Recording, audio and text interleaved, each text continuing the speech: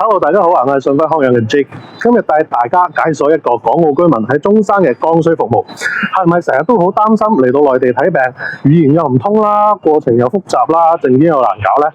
唔使驚，距離我哋順輝金座活力城500米嘅中山市人民醫院港澳居民健康服務中心終於落地啦！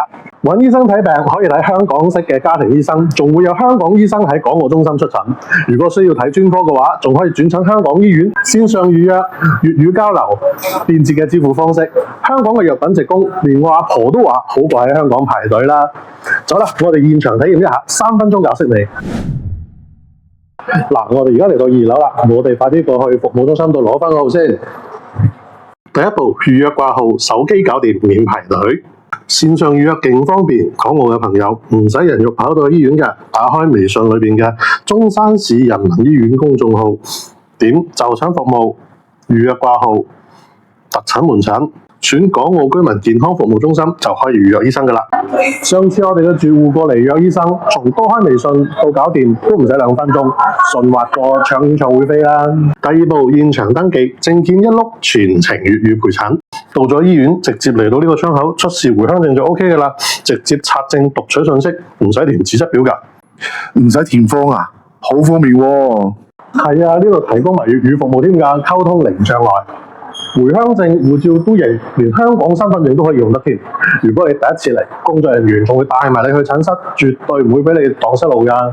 第3步，就診支付，醫生識粵語，就診超便捷。